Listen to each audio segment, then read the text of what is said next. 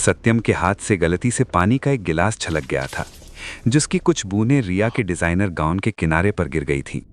बस इस सूट की कीमत तुम्हारी पूरे साल की कमाई से ज्यादा है। अंधे हो क्या, या गरीबी की वजह से नजर भी कमजोर हो गई है? अहंकार उसके चेहरे पर मेकअप से ज्यादा गहरा पुता हुआ था। बस इतनी सी गलती और तूफान खड़ा हो गया था। आई एम सॉरी मैम, मेरा ध्यान नहीं था। लाइए मैं साफ कर देता हूँ। आई एम सॉरी मैम, मेरा ध्यान नहीं था, सत्यम ने बहुत ही विनम्रता से धीमी आवाज में कहा। उसने अपनी जेब से एक साफ रुमाल निकाला और आगे बढ़ा। लाइए मैं साफ कर देता हूं। खबरदार, जो मुझे हाथ भी लगाया।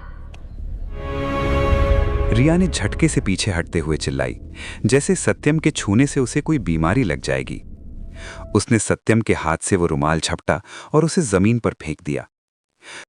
तुम्हारी हिम्मत कैसे हुई मुझे अपना ये 2 टके का रुमाल दिखाने की? तुम्हें पता है मैं कौन हूं? और तुम यहाँ कर क्या रहे हो? ये रॉयल ओक होटल है, कोई धर्मशाला नहीं जहां मुंह उठाए चले आए।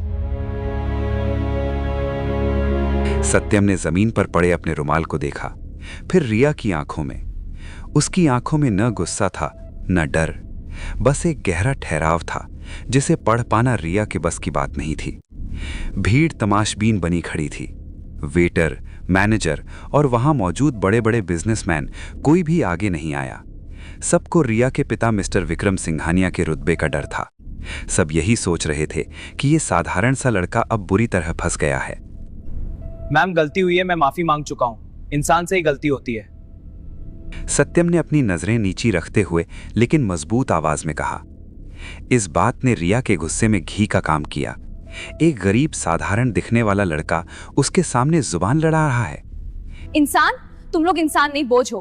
तुम जैसे लोग सिर्फ भीड़ बढ़ाने के लिए पैदा होते हो। एसी की हवा खाने चले आते इंटरव्यू के बहाने। गार्ड्स कहाँ है सब? इंसान? रिया हंसी, एक बहुत ही क्रूर और अपमानजनक हंसी। तुम लोग इंसान नहीं, बोझ हो। तुम जैसे लोग सिर्फ भीड़ बढ़ाने के लिए पैदा होते हैं। एसी की हवा खाने चले आते हैं इंटरव्यू के बहाने। गार्ड्स कहाँ है सब? 2 हट्टे कट्टे सिक्योरिटी गार्ड्स भागते हुए आए।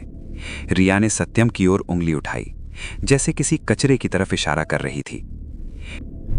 इस आदमी को अभी के अभी बाहर फेंक और सुनिश्चित करना कि ये दोबारा इस बिल्डिंग के आसपास न दिखे। इसका हुलिया देखकर ही मुझे घिन आ रही है। चल बे, निकल यहां से। गार्ड ने सत्यम का बांह पकड़ी। चल बे, निकल यहां से।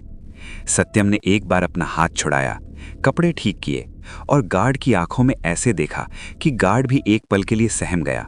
फिर उसने रिया की तरफ देखा। मैम, सत्यम ने बहुत धीमे स्वर में कहा। मैम, कपड़े गंदे हो तो धोए जा सकते हैं, लेकिन सोच गंदी हो जाए तो दुनिया का कोई महंगा साबुन उसे साफ नहीं कर सकता। क्या कहा तुमने? तुम्हारी इतनी औकात? औकात वक्त बताता है मैम, इंसान नहीं। क्या कहा तुमने? रिया का चेहरा गुस्से से लाल हो गया। तुम्हारी इतनी औकात? औकात वक्त बताता है मैम, इंसान नहीं, सत्यम ने कहा और अपना फाइल फोल्डर सीने से लगाकर बिना किसी बहस के मुख्य दरवाजे की ओर बढ़ गया। उसके जाने के बाद भी हॉल में सन्नाटा था। रिया अभी भी गुस्से में फुफकार रही थी, लेकिन वहां खड़े कुछ बुजुर्गों के चेहरों पर एक अजीब सी लकीर थी, जैसे उन्होंने अभी अभी कुछ ऐसा देखा हो जो सामान्य नहीं था। उस लड़के की चाल में, उसके अपमान सहने के तरीके में कुछ तो ऐसा था जो एक आम बेचारे जैसा नहीं था। बाहर निकलते ही सत्यम ने एक गहरी सांस ली। दोपहर की चिलचिलाती धूप उसके चेहरे पर पड़ी। उसने अपना फोन निकाला जो वाइब्रेट हो रहा था। स्क्रीन पर नाम था विक्रम सिंघानिया, वही विक्रम सिंघानिया जो रिया के पिता थे। सत्यम ने एक पल के लिए फोन को देखा, फिर उसे साइलेंट करके जेब में रख लिया। वो जानता था कि अभी खेल शुरू हुआ है। होटल के बाहर की दुनिया वैसे ही शोरगुल से भरी थी, लेकिन सत्यम के अंदर एक गहरा सन्नाटा था। उसने अपनी जेब से वो रुमाल निकाला जो रिया ने कचरा समझकर फेंक दिया था। धूल झाड़ी, उसे करीने से तय किया और वापस जेब में रख लिया। वो रुमाल सस्ता था, पर उसकी माँ के हाथ का बुना हुआ था। कुछ चीज़ें कीमत से नहीं, कदर से अनमोल होती हैं। ये बात रिया जैसी लड़की को समझाना पत्थर पर सिर पटकने जैसा था। तभी उसकी जेब में रखा फोन फिर से थरथराया। विक्रम सिंघानिया। तीसरी कॉल। सत्यम ने एक पल के लिए होटल की गगनचुंबी इमारत को देखा, जहां शीशे की दीवारों के पीछे रिया का अहंकार सुरक्षित था। उसने फोन कान से लगाया। सत्यम जी, आप कहाँ हैं? मीटिंग शुरू होने में सिर्फ 15 मिनट बचे हैं। बोर्ड मेंबर्स आ चुके हैं। बोर्ड मेंबर्स आ चुके हैं और वो इन्वेस्टर भी लाइन पर हैं। प्लीज जल्दी आइए। आज का दिन हमारी कंपनी के इतिहास का सबसे बड़ा दिन है। विक्रम सिंघानिया की आवाज में बेचैनी साफ झलक रही थी। एक अरबपति बिजनेसमैन एक 25 साल के लड़के से विनती कर रहा था। मैं लॉबी में ही था सर, बस कुछ देर के लिए रुक गया था, सत्यम ने शांत स्वर में कहा। मैं लॉबी में ही था सर, बस कुछ देर के लिए रुक गया था। मैं ऊपर आ रहा हूँ, लिफ्ट के पास हूँ। उधर 40वें फ्लोर पर सिंघानिया ग्रुप के आलीशान बोर्डरूम में माहौल तनावपूर्ण था। रिया अभी भी गुस्से में फुफकार रही थी। वो अपने पिता की कुर्सी के पास बैठी अपने महंगे फोन पर उंगलियां पटक रही थी। डैड, आपको यकीन नहीं होगा कि नीचे क्या हुआ। सिक्योरिटी इतनी ढीली हो गई है कि कोई भी फटीचर अंदर चला आ रहा है। एक लड़के ने मेरी ड्रेस खराब कर दी। मैंने उसे बाहर फेंकवा दिया है, लेकिन मेरा पूरा मूड ऑफ है। विक्रम सिंघानिया अपनी फाइलों में उलझे हुए थे। उन्होंने सरसरी तौर पर बेटी की बात सुनी। रिया, प्लीज, अभी इन छोटी मोटी बातों का वक्त नहीं है। तुम्हें पता है आज हम किससे मिलने वाले हैं? एसपी वेंचर्स का मालिक, वो साइलेंट इन्वेस्टर जिसने पिछले 6 महीनों में हमारी डूबती हुई मार्केट वैल्यू को संभाला है। हाँ, कोई होगा पुराना खूसट बिजनेसमैन, रिया ने लापरवाही से कहा, अपना मेकअप ठीक करते हुए। मुझे बस साइन करना है ना, मैं कर दूंगी, बस जल्दी फ्री कर देना, मुझे स्पा जाना है। विक्रम ने चश्मा उतार कर मेज पर रखा और गंभीर आवाज में कहा। रिया तमीज से, वो पुराना खूसट नहीं है। मैंने सुना है वो काफी यंग है और बहुत ही जमीन से जुड़ा हुआ आदमी है, लेकिन बिजनेस की दुनिया में उसका दिमाग कंप्यूटर से तेज चलता है। अगर उसने आज फंडिंग रोक दी तो हम सड़क पर आ जाएंगे। हमारा स्टेटस, ये गाड़ियां, ये होटल, सब दाव पर है। रिया ने पहली बार पिता के चेहरे पर इतना डर देखा। वो चुप हो गई, लेकिन उसका अहंकार अभी भी उसे ये मानने नहीं दे रहा था कि कोई भी उसके पिता से ज्यादा ताकतवर हो सकता है। ठीक है डैड, मैं अपना बेस्ट बिहेवियर दिखाऊंगी, उसने व्यंग में कहा। वैसे भी कोई भी हो, सिंघानिया खानदान के सामने तो झुकेगा ही। तभी बोर्डरूम के भारी ओकवुड दरवाजे पर दस्तक हुई। पूरे कमरे में सन्नाटा छा गया। सारे डायरेक्टर अपनी कुर्सियों पर सीधे होकर बैठ गए। विक्रम सिंघानिया ने अपनी टाई ठीक की और दरवाजे की तरफ देखा। कम इन, विक्रम ने कहा। दरवाजा धीरे से खुला। सबसे पहले पीए अंदर आया और उसने सम्मान से रास्ता छोड़ दिया। सर, मिस्टर सत्यम पधारे हैं। रिया ने एक बड़ी प्रोफेशनल मुस्कान चेहरे पर चिपका ली। उसने कुर्सी घुमाई ताकि वो आने वाले वीआईपी का स्वागत कर सके। उसकी आंखों में चमक थी, किसी अमीर शहजादे को देखने की उम्मीद थी। और फिर सत्यम अंदर दाखिल हुआ। वही चेक शर्ट, वही धूल भरे जूते, वही पुरानी फाइल हाथ में और चेहरे पर वही सौम्य हल्की सी मुस्कान। रिया की मुस्कान उसके चेहरे पर ही फ्रीज हो गई। उसकी आंखें फटी की फटी रह गईं। ऐसा लगा जैसे किसी ने उसके गले में कांटेदार तार फंसा दिया हो। तुम? वो अपनी कुर्सी से लगभग उछल पड़ी। यहां कैसे आए? सिक्योरिटी को किसने बुलाया? ये वही वेटर है जिसे मैंने अभी। रिया, विक्रम सिंघानिया ने अपनी बेटी को डांटते हुए रोका। उनकी आवाज में कड़ापन था। रिया हक्की बक्की होकर अपने पिता को देखने लगी। डैड, आप समझ नहीं रहे, ये वही बदतमीज लड़का है जिसने नीचे। लेकिन विक्रम सिंघानिया अपनी कुर्सी से खड़े हो चुके थे। और सिर्फ वही नहीं, बोर्ड रूम में बैठे बाकी 12 लोग जो शहर के नामी गिरामी लोग थे, वे सब भी अपनी कुर्सियों से सम्मान में खड़े हो गए थे। रिया का दिमाग शून्य पड़ गया। ये क्या हो रहा है? एक फटीचर से दिखने वाले लड़के के लिए उसके पिता खड़े हैं।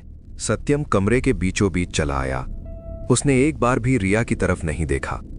उसकी नजरें सीधे विक्रम पर थीं। विक्रम सिंघानिया टेबल के उस पार से आगे आए और अपना हाथ बढ़ाया। स्वागत है सत्यम सर, हमें लगा आप शायद ट्रैफिक में फंस गए थे। सत्यम ने विक्रम का हाथ नहीं थामा। उसने बस अपने दोनों हाथ जोड़कर एक विनम्र नमस्ते किया। ट्रैफिक में नहीं सर, कचरे में फंस गया था। कुछ लोग रास्तों को साफ रखने के बजाय इंसानों को साफ करने में ज्यादा यकीन रखते हैं। उसकी बात का मर्म समझते ही विक्रम का चेहरा पीला पड़ गया। रिया अभी भी मुंह खोले खड़ी थी। उसका दिमाग ये स्वीकार ही नहीं कर पा रहा था कि जिस लड़के को उसने 2 टके का कहा था, उसके सामने उसका बाप क्यों झुका हुआ है।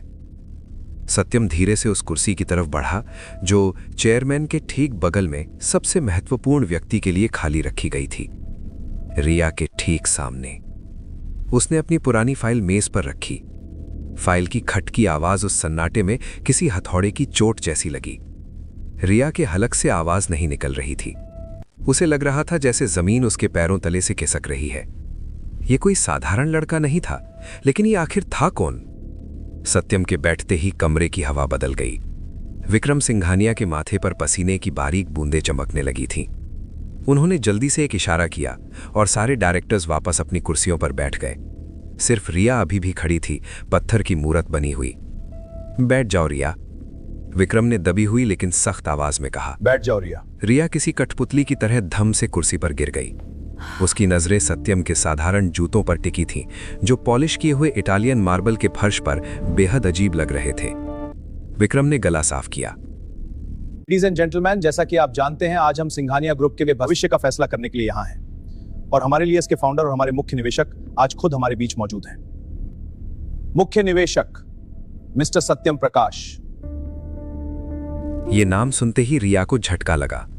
उसने बिजनेस मैगजीन में ये नाम कई बार पढ़ा था। एक ऐसा नाम जिसने पिछले 3 सालों में रिन्यूएबल एनर्जी और टेक्सटाइल इंडस्ट्री में तहलका मचा रखा था, लेकिन किसी ने उसका चेहरा नहीं देखा था। लोग कहते थे वो विदेश में रहता है या शायद कोई बहुत बुजुर्ग आदमी है, और वो ये था, ये 25 साल का लड़का। सत्यम ने विक्रम की बात पर कोई प्रतिक्रिया नहीं दी। उसने बस अपनी फाइल खोली। उसके हाथ में एक सस्ता सा पेन था जिसकी रिफिल शायद आधी खाली हो चुकी थी। विक्रम सर। सत्यम की आवाज शांत थी, लेकिन उसमें एक ऐसी धार थी जो हड्डियों तक उतर जाए। विक्रम सर, तारीफों का वक्त नहीं है। मैं यहाँ बिजनेस की बात करने आया हूँ और संस्कारों की। उसने अपनी फाइल से एक कागज निकाला और टेबल के बीच में सरका दिया। ये क्या है? रिया के मुंह से अनजाने में निकल गया। सत्यम ने पहली बार रिया की आंखों में देखा। उसकी निगाहों में अब भी वही अजीब सा खालीपन था, न गुस्सा न नफरत, बस एक आईना जिसमें रिया को अपना कुरूप चेहरा दिख रहा था। यह आपकी कंपनी की पिछले क्वार्टर की बैलेंस शीट है मिस रिया, और इसके नीचे वो रिपोर्ट है जो बताती है कि आपके लेबर रिलेशंस कितने खराब हैं। मजदूरों का अपमान, पेमेंट में देरी और मैनेजमेंट का अहंकार। जल्दी से विक्रम बीच में बोले, सर वो तो बस छोटी मोटी दिक्कतें हैं, हम उन्हें सुलझा लेंगे। छोटी दिक्कतें? इंसान को बोझ समझना छोटी दिक्कत है? किसी की गरीबी का मजाक उड़ाना छोटी दिक्कत है? विक्रम सर, एक कंपनी का कल्चर उसके सबसे नीचे के कर्मचारी से नहीं बल्कि सबसे ऊपर बैठे मालिक के बर्ताव से तय होता है। विक्रम सर, एक कंपनी का कल्चर उसके सबसे नीचे के कर्मचारी से नहीं बल्कि सबसे ऊपर बैठे मालिक के बर्ताव से तय होता है। सत्यम खड़ा हो गया। वो खिड़की के पास गया और नीचे शहर को देखने लगा। मैं एक किसान का बेटा हूं सर।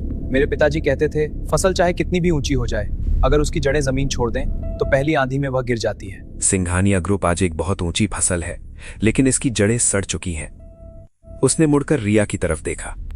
आज नीचे लॉबी में जो हुआ वो सिर्फ एक घटना नहीं थी, वो सबूत था। सबूत इस बात का कि आपको लगता है पैसा आपको किसी का भी अपमान करने का लाइसेंस देता है। रिया का चेहरा शर्म से नहीं, अभी भी अपमान से जल रहा था। तो तुम सिर्फ मुझे नीचा दिखाने के लिए यहाँ आए हो? मेरे डैड की कंपनी खरीद ली तो क्या आप मुझे लेक्चर दोगे? रिया चुप रहो। खरीदी नहीं है रिया जी, बचाई है, लेकिन मुझे अब लग रहा है कि मैंने गलती की। रिया, विक्रम चिल्लाए। चुप रहो। सत्यम हल्का सा मुस्कुराया, एक बहुत ही दुखद मुस्कान। खरीदी नहीं है रिया जी, बचाई है, लेकिन मुझे अब लग रहा है कि मैंने गलती की। वो वापस अपनी कुर्सी के पास आया और फाइल बंद कर दी। विक्रम सर, मैं अपनी इन्वेस्टमेंट वापस ले रहा हूं। कमरे में जैसे बम फट गया हो। डायरेक्टर एक दूसरे को देखने लगे। विक्रम का चेहरा कागज की तरह सफेद हो गया। नहीं सत्यम सर, आप ऐसा नहीं कर सकते। विक्रम लगभग गिड़गिड़ाते हुए बोले, अगर आपने अभी हाथ खींच लिया तो हम बर्बाद हो जाएंगे। बैंकरप्सी फाइल करनी पड़ेगी, हजारों लोग बेरोजगार हो जाएंगे। प्लीज सर, रिया नादान है, उससे गलती हो गई। सत्यम ने अपनी घड़ी देखी, एक साधारण सी डिजिटल घड़ी। गलती और गुनाह में फर्क होता है सर। पैर पर पैर पड़ जाना गलती है, लेकिन किसी के आत्मसम्मान को कुचलना गुनाह है। लेकिन मैं उन हजारों कर्मचारियों की सजा आपको नहीं देना चाहता जो ईमानदारी से काम करते हैं। मेरी एक शर्त है। उसकी चुप्पी ने सबको सांस रोके रखने पर मजबूर कर दिया। मेरी एक शर्त है। क्या? कोई भी शर्त, मैं कुछ भी करने को तैयार हूं। विक्रम ने हाथ जोड़ लिए। मेरी शर्त यह है कि कंपनी का मैनेजमेंट बदलेगा पूरी तरह से, और शुरुआत सबसे ऊपर से होगी। सत्यम ने रिया की तरफ उंगली उठाई। रिया जी, इस कंपनी में अब डायरेक्टर नहीं रहेंगी। रिया झटके से खड़ी हो गई। व्हाट? डैड, ये पागल हो गया है। ये मेरी कंपनी है। चुप रहो रिया। विक्रम ने मेज पर मुक्का मारा। सुनिए सर, प्लीज जारी रखिए। रिया जी इस कंपनी में अब डायरेक्टर नहीं रहेंगी। सत्यम ने अपनी बात पूरी की। ये अगले 6 महीने तक इस कंपनी में इंटर्न बनकर काम करेंगी, और इनका काम होगा कंपनी के सबसे निचले स्तर के कर्मचारियों के साथ काम करना, उनकी समस्याएं सुनना, उनके साथ कैंटीन में खाना खाना, और उनसे मेहनत की रोटी का स्वाद कैसा होता है। और अगर इन्होंने ये करने से मना किया तो? विक्रम ने कांपती आवाज में पूछा। तो मैं इसी वक्त अपनी डील कैंसिल कर दूंगा। फैसला आपके हाथ में है। 5000 करोड़ की कंपनी या बेटी का झूठा अहंकार। विक्रम ने अपनी आंखें बंद कर ली। एक पिता और एक बिजनेसमैन के बीच की जंग उनके चेहरे पर साफ दिख रही थी। रिया को यकीन था कि उसके डैड उसे कभी ऐसा नहीं करने देंगे। वो उनकी लाडली थी। वो उसे कभी उन गंदे मजदूरों के बीच नहीं भेजेंगे। विक्रम ने आंखें खोली। उनकी आंखों में नमी थी, लेकिन फैसला हो चुका था। उन्होंने रिया की तरफ देखा। रिया, उनकी आवाज भारी थी। कल सुबह 9 बजे HR डिपार्टमेंट में रिपोर्ट करना। तुम्हारी नई पोस्टिंग वेयरहाउस में होगी। डैड, आप सीरियस नहीं हो सकते। मैं वेयरहाउस में? उन पसीने से बदबूदार लोगों के बीच में? हाँ, विक्रम ने पहली बार बेटी की आंखों में आंखें डालकर कहा। शायद तभी तुम्हें समझ आएगा कि जिस पसीने से तुम्हें बदबू आती है, उसी पसीने ने इस AC कमरे की खुशबू खरीदी है। रिया धम्म से कुर्सी पर गिर गई। उसका गुरूर, उसका स्टेटस, उसकी दुनिया, सब कुछ कांच के महल की तरह चकनाचूर हो गया था। और तोड़ने वाला कोई और नहीं, वही साधारण लड़का था जिसका रुमाल अभी भी टेबल पर पड़ा था, उसकी जीत के झंडे की तरह। सत्यम ने अपना रुमाल उठाया और जेब में रख दिया। कल मिलते हैं मिस रिया। उम्मीद है कल आप इंसान बनकर मिलेंगी, मैडम बनकर नहीं। वो मुड़ा और कमरे से बाहर निकल गया, बिल्कुल वैसे ही जैसे आया था, शांत, सरल और बेदाग। लेकिन कहानी अभी खत्म नहीं हुई थी। असली बदलाव तो अब शुरू होने वाला था। गोदाम की टीन की छत दोपहर की धूप में तवे की तरह तप रही थी। पसीने की बूंद रिया की गर्दन से लुढ़कती हुई उसकी कॉलर में समा गई। 6 महीने कहने को सिर्फ 180 दिन होते हैं, लेकिन रिया के लिए ये 180 साल जैसे थे। उसके हाथ जो कभी सिर्फ मैनिक्योर के लिए उठते थे, अब गत्ते के डिब्बों की रगड़ से खुरदुरे हो गए थे। उसके चेहरे से वो महंगा मेकअप गायब था और उसकी जगह थी थकान और हकीकत की एक परत। लंच ब्रेक की घंटी बजी। रिया एक कोने में बैठी अपनी पानी की बोतल खोल रही थी। तभी उसके पास एक बुजुर्ग मजदूर रामदीन काका आकर बैठे। उन्होंने अपना टिफिन खोला, मोटी रोटियां और आम का अचार। बिटिया, काका ने संकोच से पूछा, थोड़ा लोगी? घर का बना है। 6 महीने पहले वाली रिया शायद टिफिन पर लात मार देती, लेकिन आज की रिया की आंखों में आंसू आ गए। उसे याद आया कि कैसे उसने उस दिन सत्यम के हाथ से रुमाल छीना था। आज उसे समझ आ रहा था कि भूख और प्यास का कोई स्टेटस नहीं होता। उसने कांपते हाथों से रोटी का टुकड़ा लिया। शुक्रिया काका, उसने कहा। यह शायद उसकी जिंदगी में पहली बार था जब उसने किसी गरीब को दिल से शुक्रिया कहा था। उस सूखी रोटी का स्वाद उसे किसी भी 5 स्टार होटल के खाने से ज्यादा मीठा लगा, क्योंकि उसमें मेहनत और सम्मान था। अगले दिन हेड ऑफिस, बोर्ड रूम, वही कमरा, वही लोग, वही सन्नाटा, लेकिन इस बार हवा बदली हुई थी। रिया अपनी पुरानी जगह पर नहीं, बल्कि कमरे के कोने में एक साधारण कुर्सी पर बैठी थी। उसने एक सादी सलवार कुर्ता पहना था, कोई गहना नहीं, कोई ब्रांडेड घड़ी नहीं। विक्रम सिंघानिया खड़े हुए। उनका चेहरा आज एक पिता का नहीं, बल्कि एक सख्त जज का लग रहा था। पिछले 6 महीनों में हमारी कंपनी ने बहुत उतार चढ़ाव देखे हैं, लेकिन सबसे बड़ा बदलाव हमारे कल्चर में आया है। और ये बदलाव मेरी बेटी की वजह से नहीं, बल्कि उस शख्स की वजह से आया है जिसने हमें आईना दिखाया। उन्होंने सत्यम की ओर इशारा किया, जो हमेशा की तरह शांत बैठा था। मैं बूढ़ा हो रहा हूं। सिंघानिया ग्रुप को अब एक नई सोच की जरूरत है, एक ऐसे लीडर की जो एसी कमरे में बैठकर नहीं बल्कि जमीन पर उतरकर फैसले ले, जो कर्मचारियों को लेबर नहीं परिवार समझे। रिया की धड़कनें रुक गईं। उसे लगा अब उसका इम्तिहान खत्म हुआ। अब डैड उसे वापस उसकी कुर्सी सौंप देंगे। उसने 6 महीने तपस्या की है, अब उसे फल मिलेगा। विक्रम ने एक लिफाफा उठाया। लेडीज एंड जेंटलमैन, मैं अपने पद से इस्तीफा दे रहा हूं और सिंघानिया ग्रुप का नया सीईओ बोर्ड की सर्वसम्मति और मेरी मर्जी से नियुक्त किया जाता है।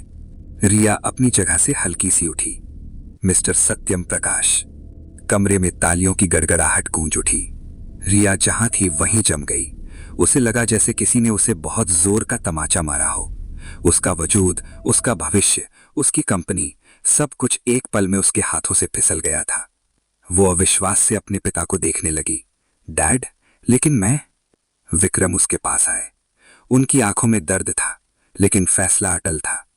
रिया, उन्होंने सबके सामने कहा, विरासत में संपत्ति मिल सकती है बेटा, लेकिन काबिलियत और कुर्सी कमानी पड़ती है। तुमने 6 महीने मेहनत जरूर की है, लेकिन तुम अभी लीडर बनने के लिए तैयार नहीं हो। सत्यम ने शून्य से शुरुआत करके अपना साम्राज्य खड़ा किया है। उसे पता है कि नीचे गिरने का दर्द क्या होता है, इसीलिए वो कभी किसी को गिरने नहीं देगा। रिया की आंखों से आंसू बह निकले, गुस्से के नहीं, पछतावे के। उसे आज समझ आया कि सत्यम ने उस दिन क्या कहा था, औकात वक्त बताता है। आज वक्त ने उसे बता दिया था कि सिर्फ सरनेम सिंघानिया होने से कोई महान नहीं बन जाता। सत्यम अपनी कुर्सी से उठा। वो धीरे धीरे रिया के पास आया।